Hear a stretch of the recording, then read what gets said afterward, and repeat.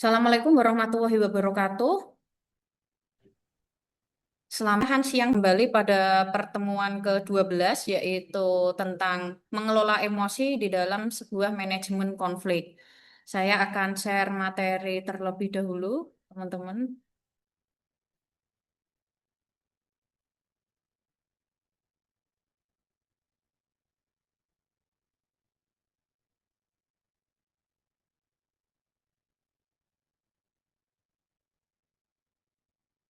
Ya, baik.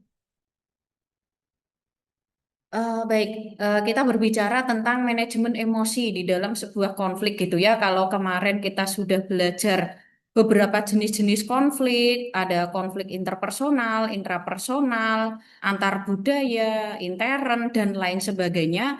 Kemudian kita masuk ke arah bagaimana cara kita dalam mengelola emosi saat kita dihadapkan dengan sebuah konflik, begitu ya. Nah, di mana pada materi temu ke-12 ini, tujuan pembelajarannya adalah yang pertama, mahasiswa mampu memahami konsep manajemen emosi dalam konflik berdasarkan teori-teori psikologi. Seperti halnya kemarin yang pernah saya sampaikan di kelas, yaitu kita lebih merujuk kepada arah teori-teori psikologi sosial, psikologi kepemimpinan, dan juga psikologi perkembangan. Kemudian tujuan yang kedua adalah mahasiswa mampu menganalisis pengaruh emosi terhadap perilaku, komunikasi, dan dinamika konflik pada individu ataupun kelompok.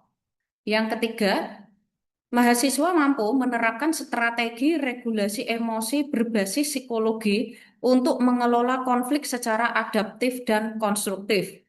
Karena apa? Mengingat ketika seseorang individu dihadapkan dengan sebuah konflik atau ketika dihadapkan dengan sebuah permasalahan, maka cukup banyak individu-individu itu yang di mana pengelolaan emosinya tidak cukup baik atau tidak cukup adaptif gitu ya. Karena apa? Dalam hal ini juga berkaitan dengan keterampilan regulasi emosi kita.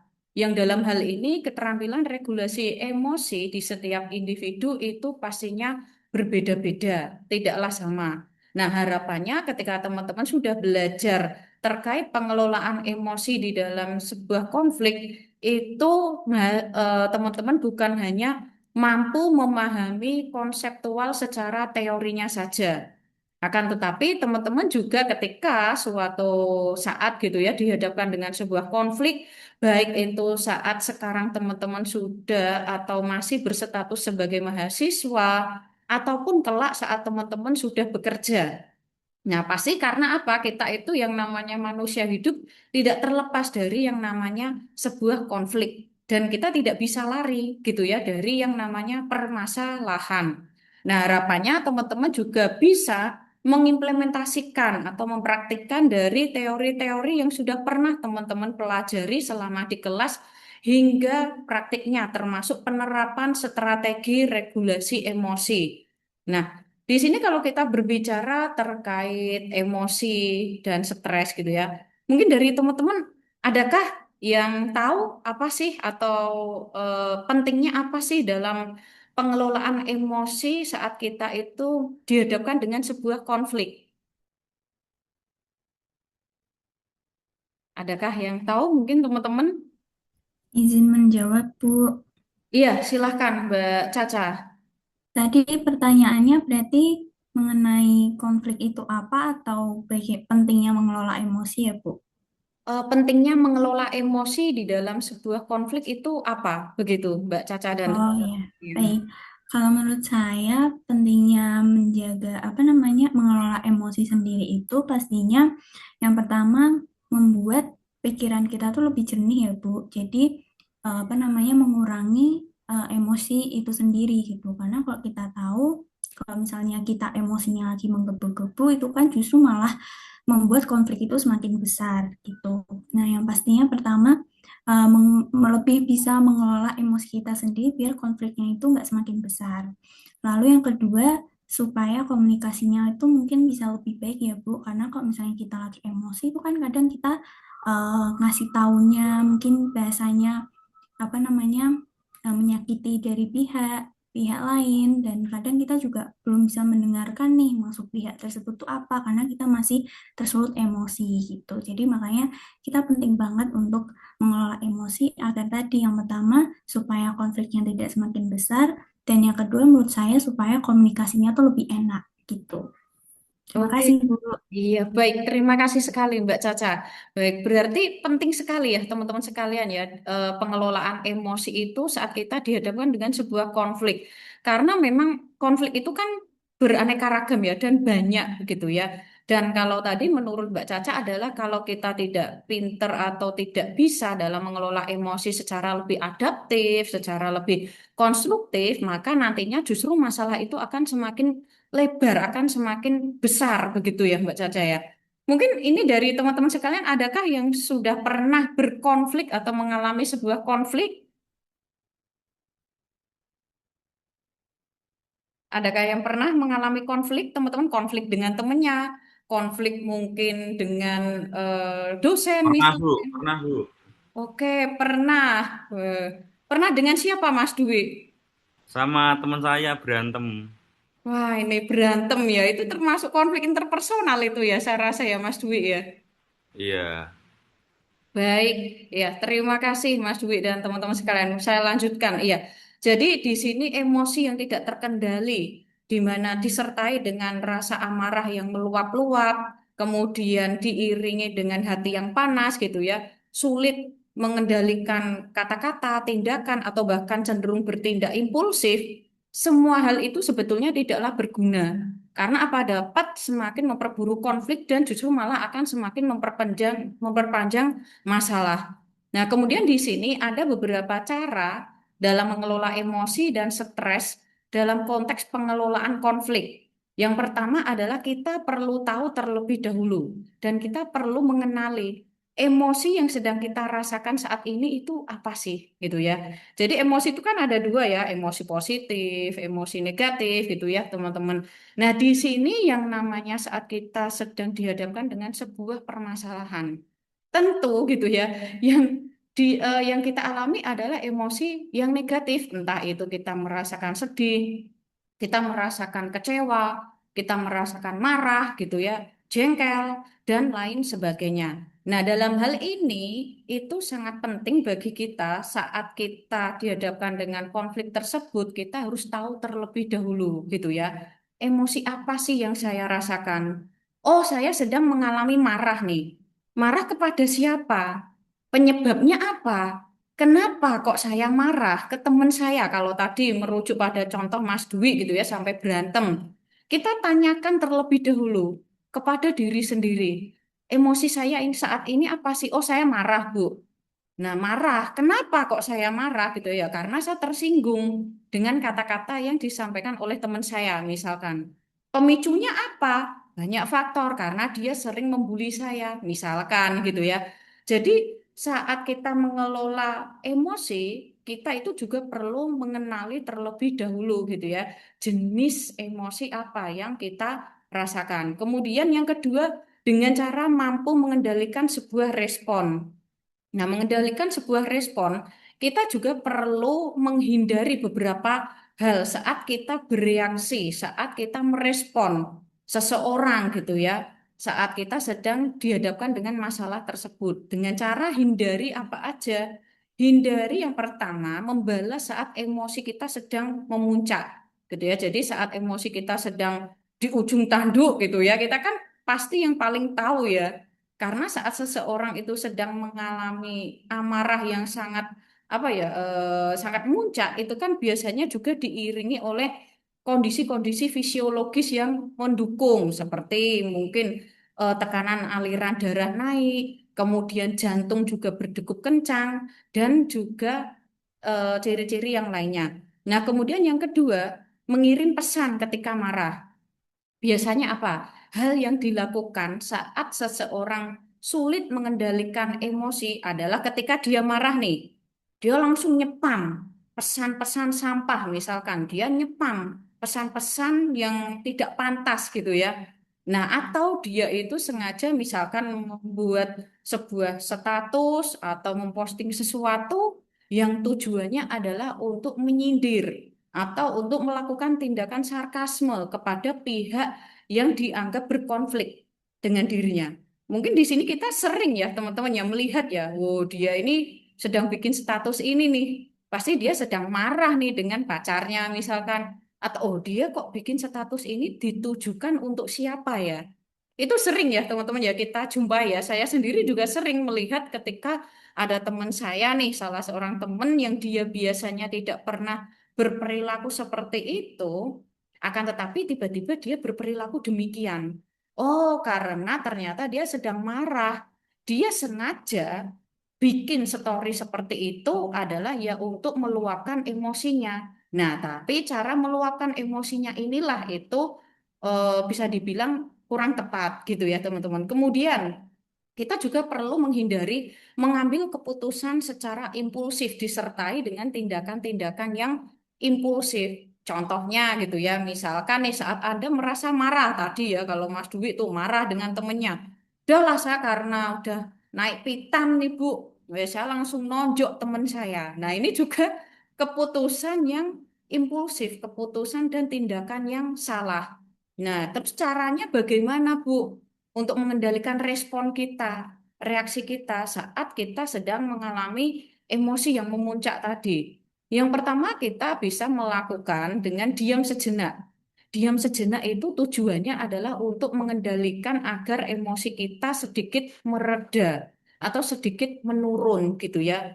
Karena apa? Ketika kita sedang bermasalah dengan orang lain dan kita itu ada perasaan tidak mau ngalah, kita ada perasaan tidak mau apa ya, tidak mau diam lah ya, diam sejenak untuk berpikir paling tidak itu kita harus mereaksi dia seperti apa gitu ya, harus bagaimana. Nah itu justru ketika kita diam sejenak malah mampu gitu ya untuk mengendalikan konflik pada saat itu, yaitu untuk meredam konflik agar tidak semakin memanas.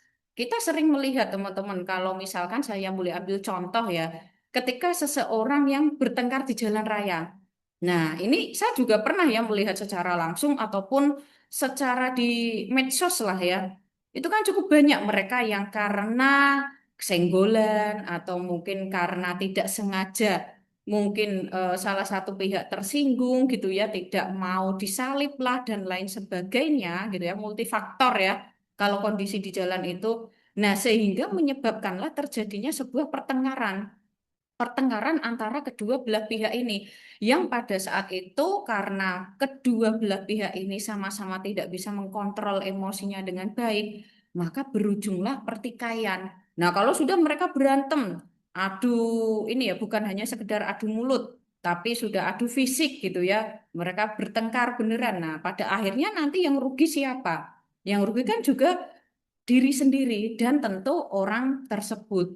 Nah, karena apa? Tadi kita bertindak secara impulsif, tapi berdasarkan teori jika kita melakukan diam sejenak, kita bisa mengelola nafas gitu ya dan menenangkan diri meskipun hanya berapa detik saja gitu ya.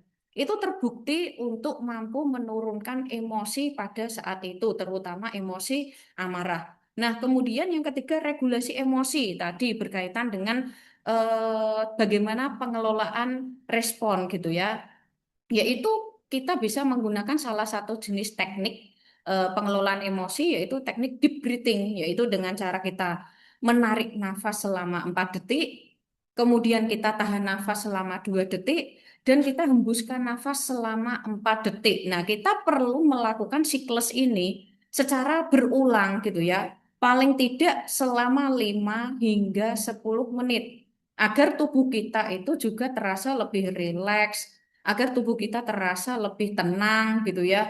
Nah, jadi teknik deep breathing ini tuh seringkali digunakan oleh para psikolog dan psikiater juga saat mereka itu membantu menenangkan klien-klien yang mereka itu sulit dalam mengelola emosi.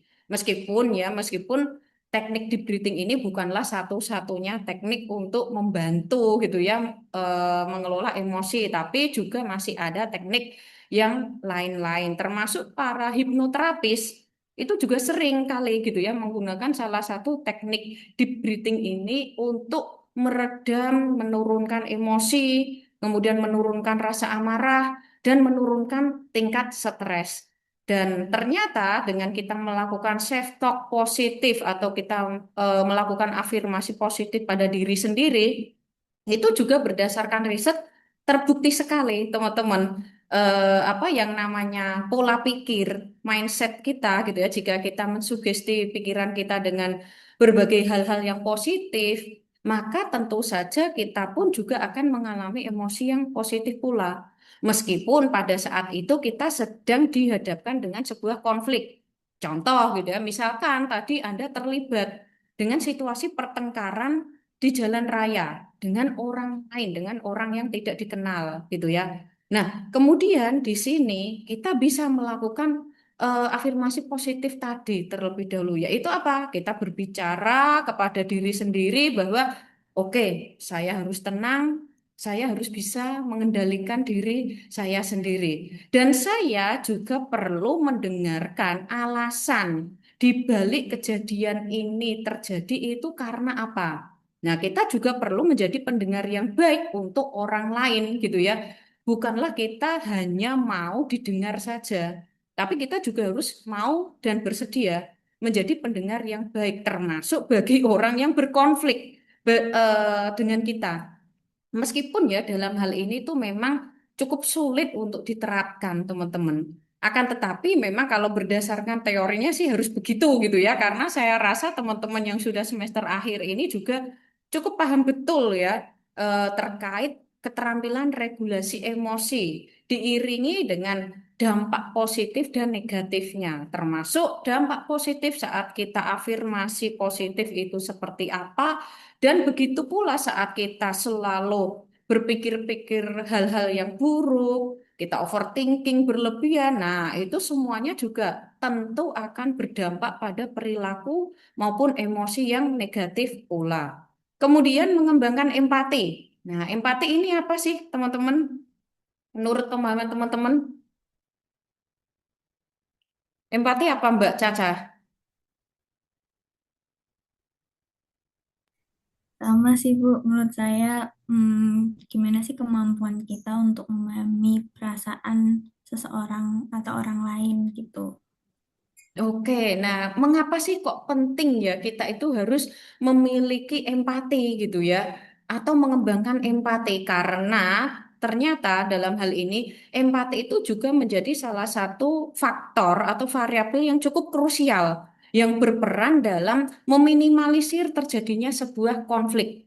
Nah, contohnya apa? Tadi ketika kita ingin marah terhadap orang lain gitu ya, entah itu terhadap teman kita, terhadap orang tua kita, pasangan, atau siapapun itulah ya yang menjadi pihak yang sedang berkonflik dengan diri kita. Nah, dalam hal ini kita itu mengapa kok penting menanamkan rasa empati, kita perlu tahu terlebih dahulu motif di balik dia, mengapa kok bertengkar dengan saya gitu ya, mengapa dia kok melarang-larang saya, misalkan nih orang tua ya, teman-teman sedang bertengkar nih dengan orang tua. Menurut versi teman-teman adalah orang tua teman-teman itu sangat strict, sangat apa ya overprotective dan lain sebagainya. Yang mana dalam hal ini teman-teman itu merasa sudah dewasa, tapi kok masih ditanyain dari A sampai Z, kok harus selalu apa ya apa ditelepon setiap saat misalkan. Nah, dalam hal ini kita juga bukan hanya berpikir dari sudut pandang diri kita sendiri. Tapi kita juga perlu berpikir dari sudut pandang orang lain atau orang yang sedang berkonflik dengan kita, yaitu apa? Misalkan kita harus memposisikan diri kita terhadap orang tersebut, yaitu kalau kita posisikan diri kita kepada orang tua kita akan tahu, oh, kenapa ya kok mama papa saya marah kalau saya pulang malam? Oke, karena mungkin saya anak perempuan, dan tentu saja di sini ada baiknya kenapa saya dilarang pulang lebih dari jam 9 malam.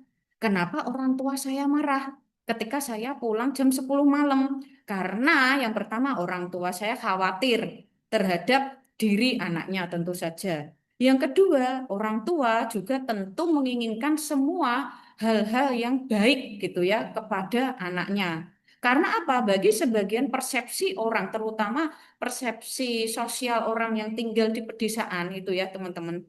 mereka itu kan cukup banyak ya, meskipun tidak semua, tapi cukup banyak orang-orang yang berpersepsi negatif kepada misalkan ketika melihat ada seorang anak gadis nih pulang kok larut malam gitu ya, tanpa tahu alasan di balik anak gadis ini pulang malam itu karena tugas, karena kuliah atau hal-hal yang lain, tapi orang dengan mudahnya itu akan menjudgment hal-hal yang buruk yaitu loh itu loh anak gadis saja pulangnya tengah malam, mau jadi apa dia? Dan seterusnya. Nah, jadi di sini kita juga perlu refleksi diri sendiri, yaitu kita perlu melihat, memposisikan diri kita terhadap orang yang sedang berkonflik dengan diri kita. Kenapa? Kok orang tua saya seperti itu? Apa sih yang dirasakan orang tua saya ketika melihat saya seperti ini? Kebutuhannya apa? Motifnya apa gitu ya. Dan menurut riset teman-teman, empati ternyata itu juga cukup membantu dalam mengurangi amarah dan meningkatkan pemahaman. Kemudian yang terakhir komunikasi asertif. Nah, komunikasi asertif adalah kemampuan dalam menyampaikan pikiran dan perasaan secara jujur, jelas, terbuka dengan tetap menghargai orang lain. Jadi bukan berarti kita itu berbicara asertif ya kita asal ceplas-ceplos tanpa memikirkan perasaan atau harga diri orang lain juga tidak seperti itu.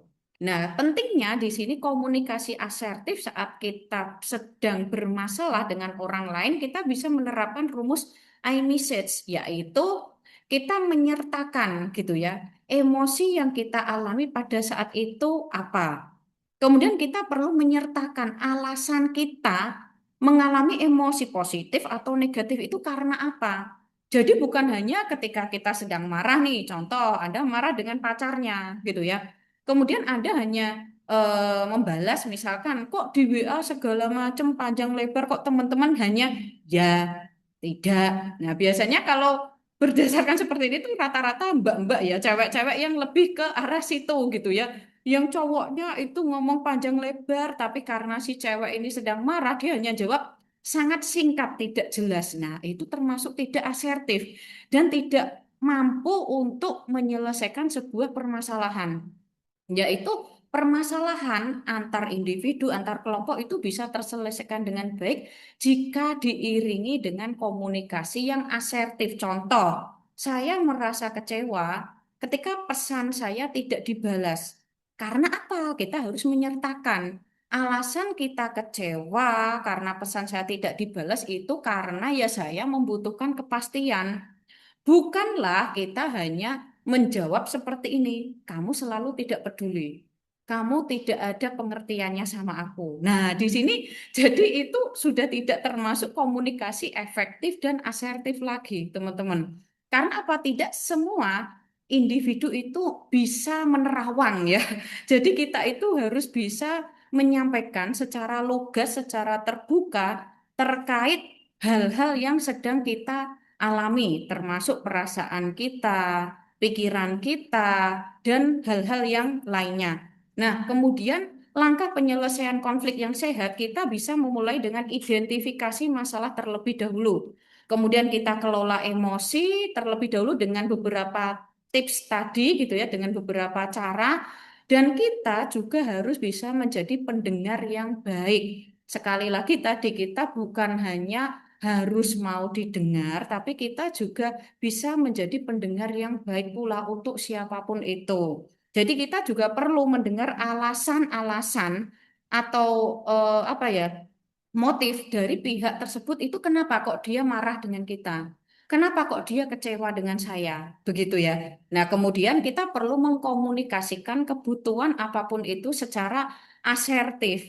Dan ketika kita sudah mencoba berkomunikasi secara asertif, di sini tentu kita juga masuk ke tahap selanjutnya. Nah, tahap selanjutnya apa? Yaitu adalah kita bisa duduk bersama dengan hati yang dingin gitu ya, kepala yang dingin pula, dan baru kita bisa mencari solusi secara bersama-sama. Yang mana dalam hal ini akan diakhiri dengan evaluasi hasil proses penyelesaian konflik kita ini apakah memang sudah benar-benar selesai atau malah menimbulkan konflik yang baru begitu. Baik, jadi kurang lebih seperti itu teman-teman untuk materi pada siang hari ini. Kiranya adakah yang mau ditanyakan terlebih dahulu teman-teman? Atau sudah cukup jelas semuanya? Ibu izin bertanya. Iya, baik Mbak Zian, silahkan. Jadi saya ingin bertanya tentang regulasi emosi yang tadi ya Bu. Jadi tuh misalnya Bu ada seseorang merasa kesulitan untuk mengatur emosi awalnya. Terus seiring berjalannya waktu tanpa sadar dia seperti belajar regulasi emosi. Kemudian ketika marah responnya tuh lebih sering kayak yang ya udahlah gitu Bu, terus nggak marah lagi, kayak cepat mereda gitu Bu. Apakah sikap seperti ini termasuk bentuk dari regulasi emosi yang sehat atau justru bisa menjadi bentuk tekanan yang dimana kita itu mengabaikan emosi yang sesungguhnya? Selain itu, apakah mungkin seseorang melakukan regulasi emosi secara tidak sadar melalui proses penerimaan tersebut? Begitu Ibu. Terima kasih. Oke, baik, terima kasih Mbak Zian. Ini langsung saya jawab ya, teman-teman ya.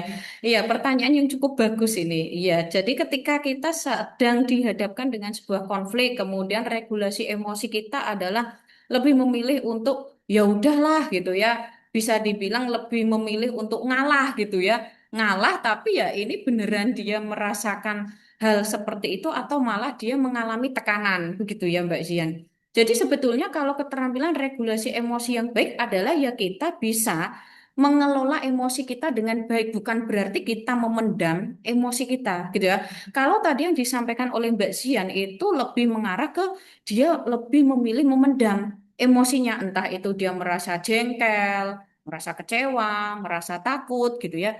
Dia memilih untuk memendam aja, ya udahlah tak lupakan. Nah, nanti kalau seperti ini itu yang namanya emosi bisa tertumpuk gitu, apalagi emosi yang negatif. Kalau emosi bahagia sih ngaruhnya bagus ya, tapi kalau emosi negatif semakin menumpuk itu justru akan malah semakin lebih memudahkan meningkatnya hormon kortisol atau hormon pemicu stres. Nah, kalau orang sudah mengalami stres gitu ya berkepanjangan, maka di sini sudah bukan ranahnya lagi ke keterampilan regulasi emosi lagi, tapi justru malah berdampak pada gangguan-gangguan psikologis yang lain, bisa mengarah ke depresi juga gitu ya. Nah, kemudian cara menghadapinya bagaimana ya? Kita harus bisa membantu si individu tersebut untuk bisa lebih asertif lagi. Cobalah kamu jangan sungkan gitu ya, karena kenapa kok dia lebih memilih untuk diem, memendam, itu pasti banyak faktor, Mbak Zian, gitu ya. Mungkin faktor yang pertama karena perasaan takut, aduh dia pimpinan saya, Bu, saya nggak berani ngomong gitu meskipun ini asertif. Yang kedua, karena sungkan misalkan gitu ya. Sungkan disertai perasaan tidak enak atau dia lebih memilih, alah ya sudahlah tak lupakan aja, wes yang penting tak anggap aja udah selesai. Nah, yang namanya kita kalau berbicara apa ya di mulut, oke, saya anggap udah selesai. Itu belum tentu benar-benar selesai di dalam hati. Tapi penyelesaian konflik ini benar-benar selesai adalah ketika memang sudah ada solusi untuk menyelesaikan konflik ini secara bersama-sama. Contoh kalau tadi siapa Mas Dwi bertengkar dengan temennya, solusinya gimana kalau mereka hanya udahlah ya wes tak lupakan aja lah kamu. Nah, ini jatuhnya malah nanti hubungan mereka menjadi renggang, malah hubungan pertemanannya menjadi putus. Tapi cara solusi terbaik adalah apa? Saling mengungkapkan, saling berkomunikasi secara asertif. Jadi ketika oke si A dengan si B menyampaikan isi hatinya, perasaannya gitu ya secara terbuka, secara lugas, maka harapannya ya bisa mencari solusi yang terbaik bagi kedua belah pihak. Bukanlah hanya untuk satu pihak tertentu saja. Mungkin kurang lebih seperti itu, Mbak Zian. Baik Ibu, terima kasih. Iya, baik. Terima kasih Mbak Zian dan teman-teman sekalian. Baik, mungkin untuk perkuliahan siang hari ini saya akhiri terlebih dahulu. Teman-teman sekalian, jika ada pertanyaan kembali boleh disampaikan pada pertemuan berikutnya. Saya akhiri, terima kasih. Wabillahi taufiq wal hidayah. Wassalamualaikum warahmatullahi wabarakatuh. Waalaikumsalam Waalaikumsalam warahmatullahi Waalaikumsalam warahmatullahi warahmatullahi wabarakatuh. wabarakatuh. wabarakatuh. Terima Terima kasih, kasih, Bu. Bu. Iya.